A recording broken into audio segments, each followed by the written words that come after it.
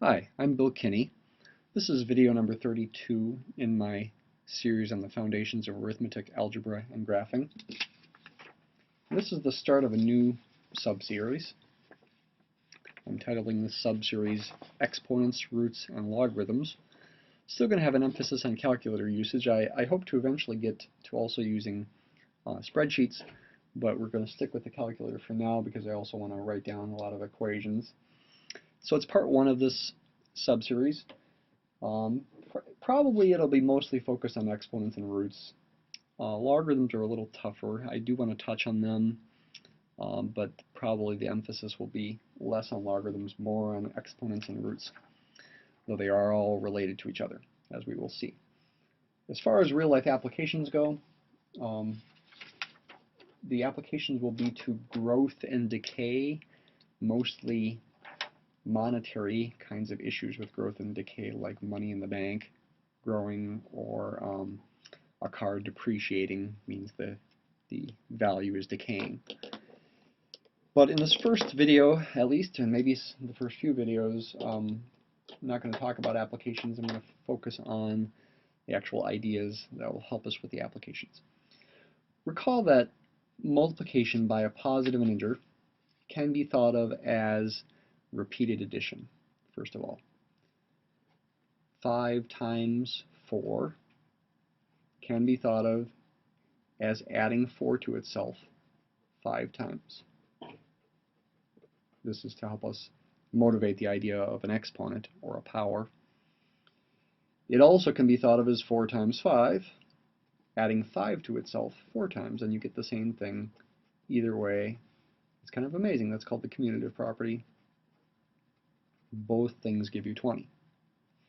It works when you multiply a positive integer times a negative number as well. 5 times negative 2 can be thought of as negative 2 added to itself 5 times to get negative 10. And it can be thought of that way when you multiply a positive integer times a fraction. 5 times 1/3 can be thought of as 1/3 plus 1/3 plus 1/3 plus 1/3 plus 1/3. Those all have a common denominator of 3, so I just add the numerators. 5 ones give you 5 thirds, and that would be the same thing if I thought of 5 as 5 over 1 and I multiplied the numerator and denominator up there. So that's one way that multiplication by positive integers can be thought of.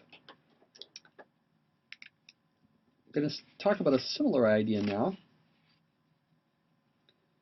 When I write in math the following kind of notation, there you see it. Probably you've seen this before. This is called 5 to the 3rd power. The 5 is sometimes called the base, and the 3 that's up here and to the right of the 5 is sometimes called the power or the exponent. You don't typically say 5 to the 3rd exponent, you typically say 5 to the 3rd power, but you do typically call 3 an exponent. The terminology is a little strange. It's just notation, shorthand notation, that means multiply 5 by itself 3 times.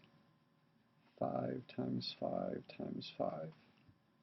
I'm going to use dots again for multiplication, mostly from now on. Whatever number is there in the base, I multiply it times itself this many times when the number up there is a positive integer like 3 is. So 5 times 5 times 5 is what I get, and what is that? That's 125. That is what 5 to the 3rd power is. It's convenient notation. On a calculator,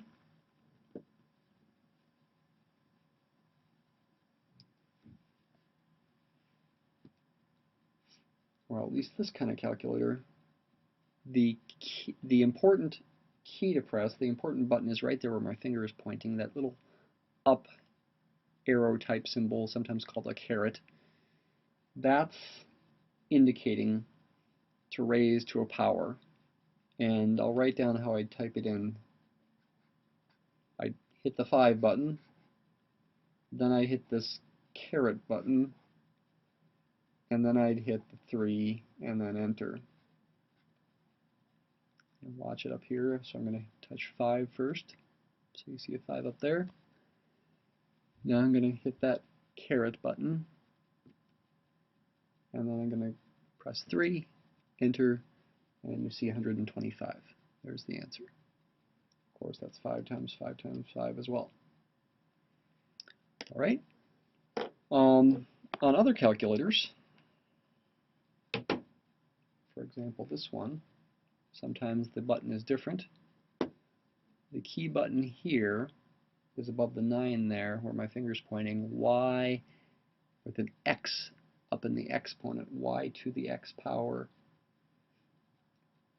I first hit 5, and then I hit that button, and then I press 3, and then equals, there we go, 125 is the answer.